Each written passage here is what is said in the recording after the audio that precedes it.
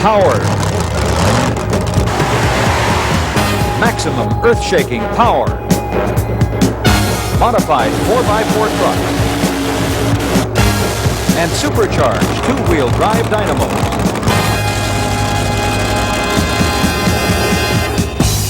Multiple supercharged high-performance engines, up to 10,000 horsepower, fighting the drag of the big sled. Don't think for a minute. They're taking it easy. These guys are... When you feel the power vibrating through the ground, you know the Redman TNT All-American Pulling Series has come to town.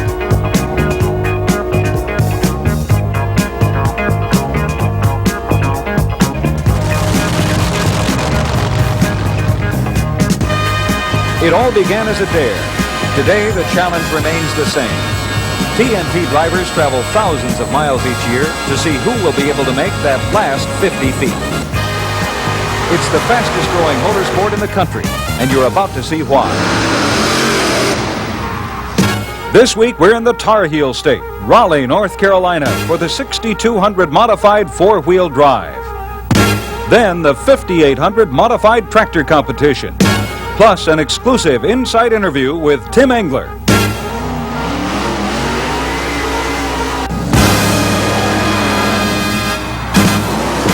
We'll be right back with our first pulling event.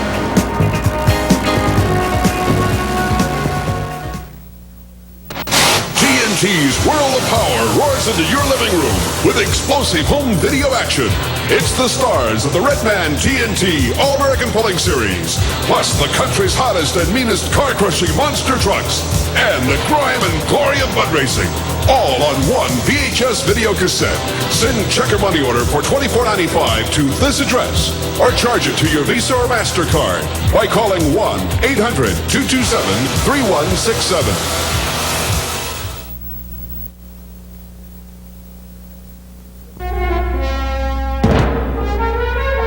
The four-wheel drive trucks are tough. Their pulls may not be as spectacular as the two-wheel drive trucks, but when those four wheels are tearing up the track, they pull with a determination that equals the flash and thunder of the others. The four-wheel drive trucks are the only pulling vehicles allowed to use more than two wheels under power. Many new pullers have come into the sport in this division, and it's continuing to grow. The same trucks compete in two weight classes, 5800 and 6200. Adding 400 pounds of additional movable weights to balance for maximum pulling efficiency.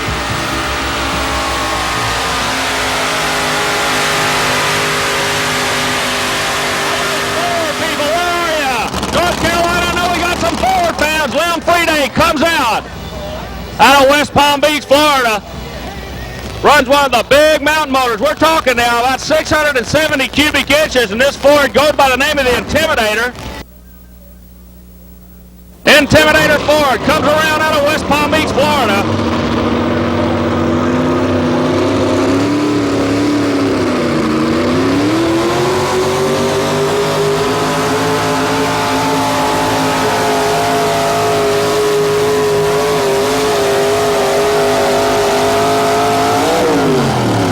Friday, bury your nose in that big Ford on the end of the track. Looks good. Lem Friday digging in for, if you'll pardon the expression, a fantastic run. We've got another Ford up next, Red Grogan behind the wheel of the Little Hillbilly. Red's down from the cool mountain country to try his luck today in this hot Tar Heel dirt.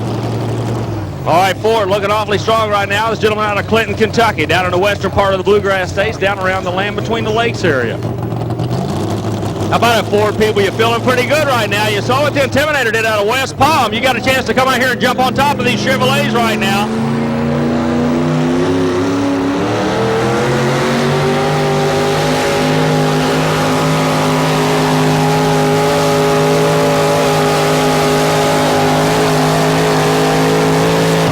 How about it?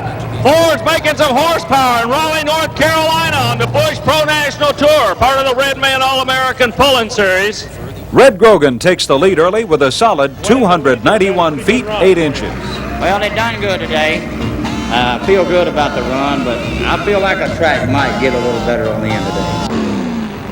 Chevy fans, look out. Here comes another one. It's a triple threat from the Ford boys this afternoon. Talk about a hard act to follow. Goes by the name of the Georgia Rebel, ladies and gentlemen. Mr. Tony Olstein will be doing the driving. He runs a trucking company in the state of Georgia. Olstein comes out left side.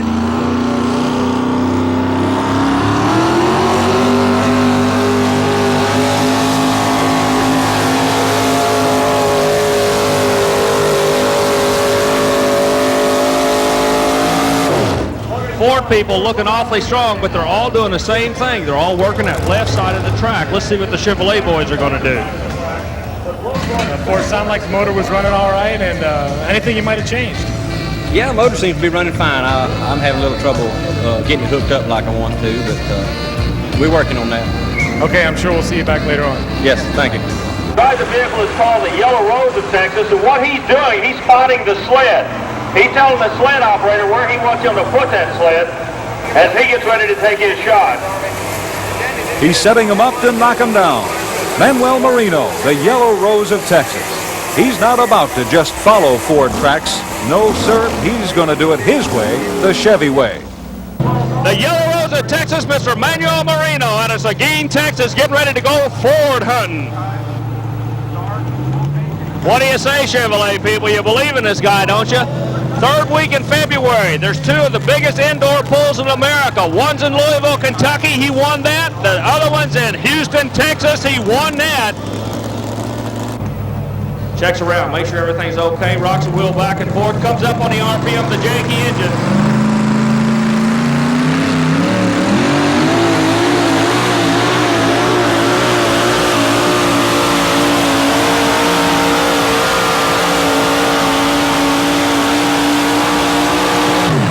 How about it, Chevrolet people? Looking awfully good right now. Not enough distance to take the lead, but enough to knock a Ford out of second place. A little bit slow out of hole and hit it hard about 50 feet. I think so. I didn't want to break it loose, and it broke loose as soon as I nailed it. He came up a little bit short on him, but it moved you into number 2. Think it will last? I think the track gets a little bit better as it goes along. Okay. Another Chevy up to bat next with the bases loaded. Curtis Trueblood and Loose Bones from Hereford, North Carolina. Loose Bones, beautiful little S10 Chevrolet out of the Tar Heel State. Let's see what's going to happen here. How about it, Chevrolet people? You're setting number 2 right now. You think you can pull back on the Fords. What do you say? They're sitting on top of this thing at a 291.8. He's been digging up this North Carolina dirt all his life. Now let's see if Curtis can dig his way to a Chevy win here today in his home state.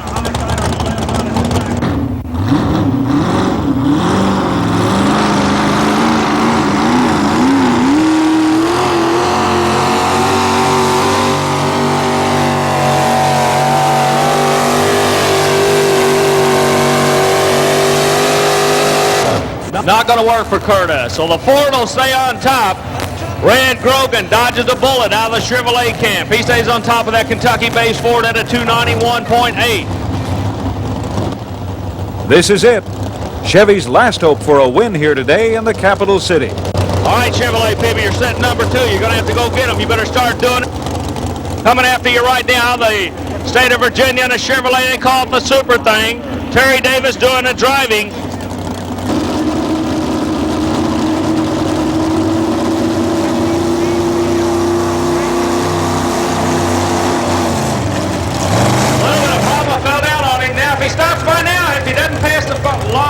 We're going to have to wait and see. Those orange cones are a foul line. Hang on, Chevy fans. Don't count him out yet. Since he didn't make it past the 75-foot foul line, Terry Davis will get one more chance to go after those Fords. But it's going to be a long way down that track to steal first place from a 291-foot 8-inch lead. Let's see if he can do it. Keep your fingers crossed, Chevy folks.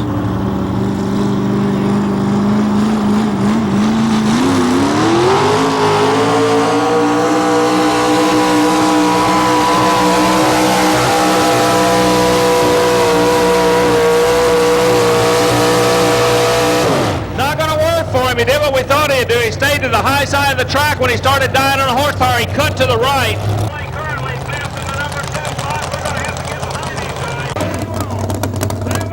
They call him the killer. I thought he you got the name of Cardi like Jerry Lee Lewis? Not so. He owns a slaughterhouse for a living down in West Palm Beach, Florida. Mr. Charlie Lowe, 700 cubic inch plus mountain motor Ford. Ladies and gentlemen, this battle's not over yet. Looks like Charlie Lowe and the Killer Ford are out to murder the Little Hillbilly for first place.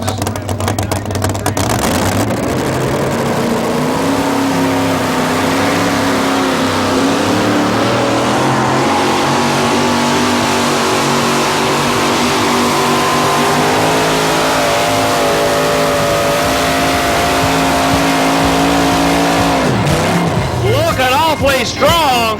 Red Brogan's going to hang on to first, with our Chevy leader Manuel Marino finishing second and Charlie Lowe rounding out third. If they build a super track for us to run on, we can hook our big motors and we can really put the horsepower to the ground. That's what a good event's about. Thanks a lot, Red, and again, congratulations. Don't go away. We've got the 5800 modified tractor competition up next.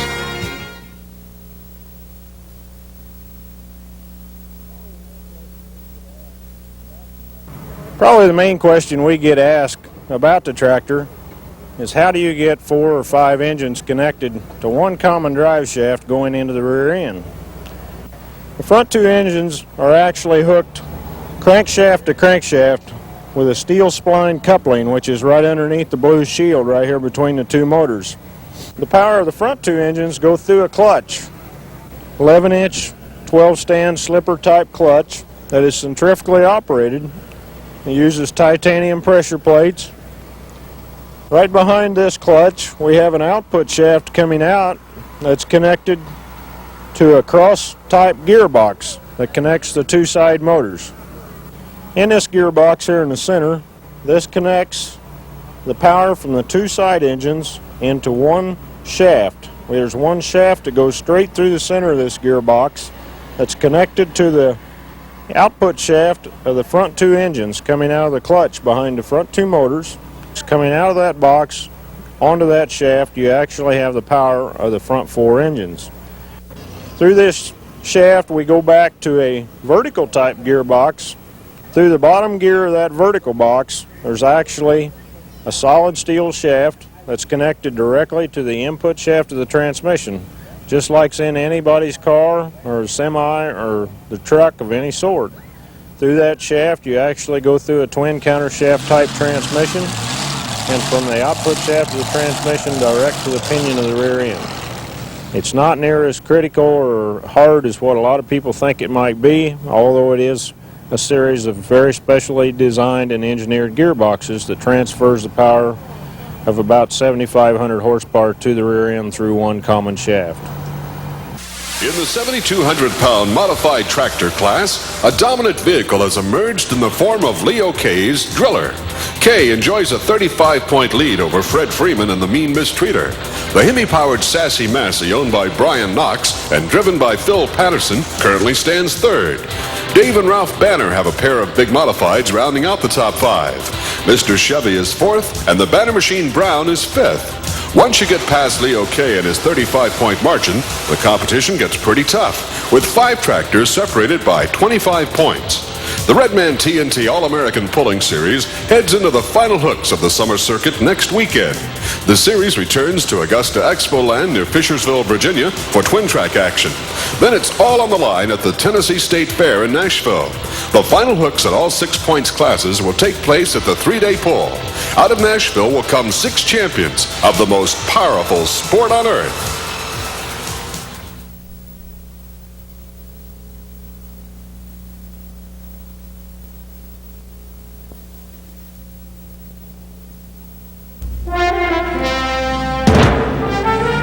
Welcome back to Tar Heel Country, Raleigh, North Carolina, and the battle of the feisty 5800.